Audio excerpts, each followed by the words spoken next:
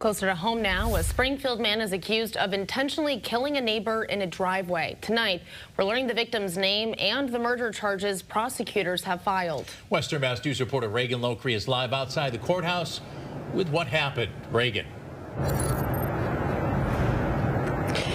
Yeah, that's right, Chris and Amanda. What was originally being considered an accident in a driveway is now actually being called an intentional killing. Now, that happened on Friday, January 2nd.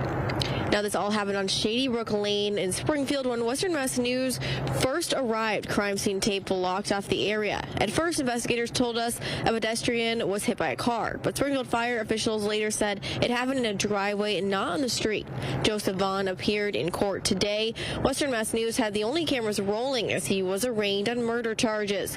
He pleaded not guilty. Prosecutors say Vaughn used his car as a weapon against Robert Crane, intending to kill him.